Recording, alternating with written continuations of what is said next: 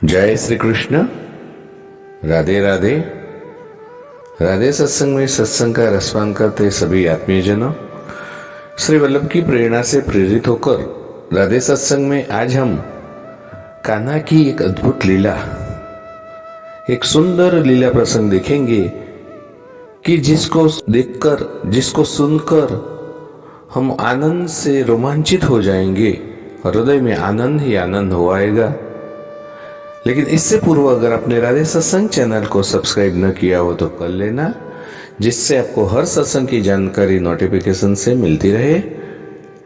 एक दिन कान्हा जी छुपते छुपाते एक गोपी के घर में प्रवेश हुए। चारों तरफ माखन की मटकी ढूंढ रहे थे, घर में कोई नहीं था। कान्हा जी को मटकी मिल गई तो आराम से बैठकर मटकी में से माखन खा रहे थे।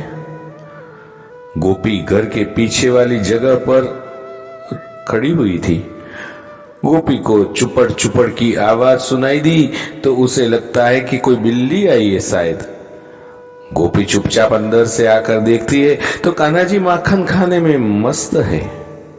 उसी समय गोपी ने कान्हा का हाथ पकड़ लिया और थोड़ी क्रोधित होकर बोली, क्यों रे, क्या कर रहा है, चोरी छुपे? कान्हा जी ने कहा, मैं तो खेलते हुए अंदर आया और देखा कि माखन की मटकी नीचे है और उसके आसपास चिंटियां हैं। गोपी ने देखा कि कान्हा जी के हाथों में और होठों पर माखन लगा हुआ है। गोपी थोड़े क्रोधित भाव से कहती है, चिंटियां क्या तेरे मुख पर भी आई थी? माखन तो तेरे होठ पर भी लगा हुआ है। कान्हा जी ने बड़ी मासूमियत से कहा कि मैं माखन में से चिंटियां निकाल रहा था, तब एक मक्खी मेरे मुख पर मंडरा रही थी, उसको उड़ाने लगा तो हाथ होठों को छू गया है शायद। गोपी बोली, शायद है। अब गोपी थोड़ा क्रोधित होकर कहती है कि तू मेरे घर में आया ही क्यों? मेरा घर क्या कोई खेलने का मैदान है? कान्हा जी ने बड़ी मासूमियत से कहा कि एक तो मैं चिंटी निकालकर अच्छा काम कर रहा था और तुम मुझे डांट रही है। यह कहकर कान्हा अपनी आंखें मलने लगा कि जैसे रोने आया है। फिर कन्हैया ने बड़े ही दार्शनिक भाव से कहा, अरे प्यारी सखी, तू रोज कथा में तो जाती है, फिर भी तू मेरा तेरा छोड़ती नहीं। इस घर का मैं धनी हूं, यह मेरा घर है। अब गोपी को आनंद हुआ कि मेरे घर को कन्हैया अपना घर मानते हैं। कन्हैया तो सबका मालिक है, सभी घर उसी के हैं, उसको किसी की आज्ञा लेने की जरूरत नहीं। अब गोपी को थोड़ा आनंद आता है तो झूठ मूठ गुस्सा होकर कहती है, झूठ मत बोल, यह बता दे कि तूने माखन क्यों खाया? कान्हा जी ने कहा, माखन किसने खाया है? मैंने अभी तो कहा था कि इस माखन में चींटी चढ़ गई थी तो उसे निकालने को लिए मैंने हाथ डाला और तभी एक मक्खी को मुख से उड़ाने के लिए मेरा हाथ जब होठ को छू गया, इतने में ही तू टपक पड़ी। कान्हा जी भी जान गए थे कि गोपी को आनंद आ रहा है तो थोड़ा ज्यादा आनंद देने के लिए कहते हैं कि अब तू मुझे डोरी से बांधेगी और फिर मेरी उलाहना भी करेगी। तब गोपी को सूझाया कि आज तो कन्हैया को बांधकर दूसरी गोपियों को भी दिखा देती हूं। अब गोपी ने सोचा कि कन्हैया स्वयं डोरी से बांधने का याद करवा रहा है। अब गोपी ने पीछे लाला को घर में खंभे के साथ डोरी से बांध दिया है। तब कान्हा जी ने अपने श्रीअंग को थोड़ा फुलाते हैं ताकि गोपी को यह लगे कि कन्हैया को कसकर बांध लिया है। लेकिन कन्हैया का श्रीअंग बहुत ही कोमल है। गोपी ने जब डोरी कसकर बांधी तो लाला की आंख में पानी आ गया। अब गोपी को थोड़ी दया आई, उसने लाला से पूछा, लाला तुझे कोई तकलीफ हो रही है क्या?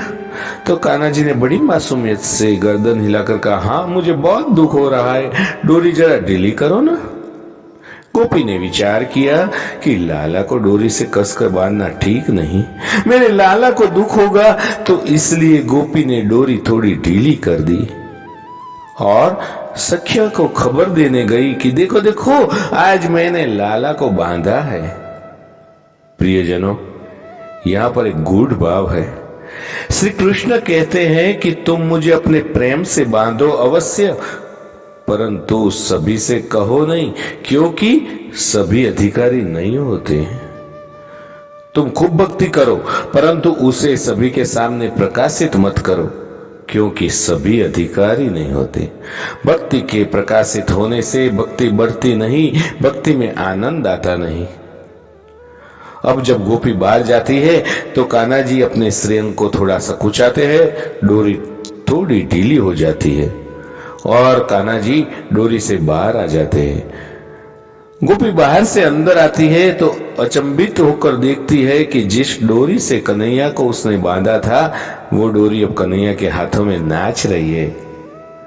बाल कृष्ण जी शरीर को ढीला करके डोरी से बाहर निकल आए और डोरी अपने हाथों में घुमाते हैं और गोपी को अंगूठा दिखा दें।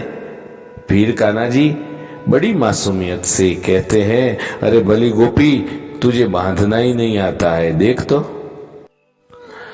तब गोपी कहती है, तो मुझे बता ना किस तरह से बांधना चाहिए।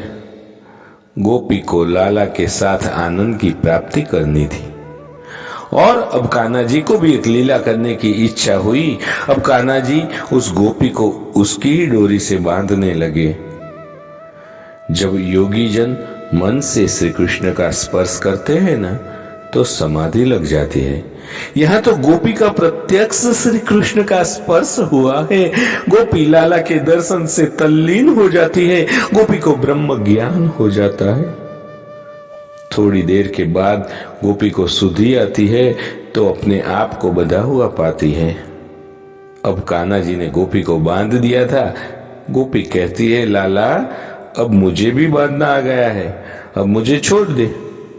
कान्हा जी तो उसके सामने मधुर मुस्कान से देखते हुए नीचे बैठ गए। बहुत बार कहने के बाद गोपी रोने लगी तो उस गोपी को रोते हुए देखकर कान्हा जी भी नीचे बैठकर रोने लगते हैं।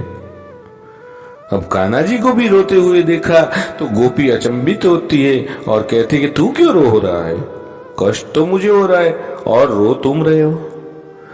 तब कान्हा जी ने कहा कि मुझे बांधना आता है परंतु छोड़ना नहीं आता, इसलिए मैं भी तेरे साथ रो रहा हूं। और फिर कान्हा जी गोपी को बंधी हुई छोड़कर ही बाहर चले जाते हैं, क्योंकि यह गोपी अधिकारी थी। प्रभु जिस जीव को एक बार बांधते हैं न, उस जीव को कभी भी छोड़ते नहीं है। परंतु यह जीव एक ऐसा प्राणी है जिसको छोड़ना आता है, चाहे जितना प्रगाढ़ संबंध क्यों न हो, परंतु स्वार्थ सिद्ध होने पर उसको एक क्षण में ही छोड़ सकता है। लेकिन प्रभु अधिकारी जीव को एक बार बांधने के बाद छोड़ते नहीं है। प्रियजनों, इस लीला से आप सभी को अलौकिक आनंद की प्राप्ति होगी और इसके साथ ही आज इसके सत्संग को श्री वल्लभ के चरणों में समर्पित करके अत्र विराम दें। फिर मिलेंगे राधे सत्संग में नए सत्संग के साथ। जय श्री कृष्ण। राधे राधे।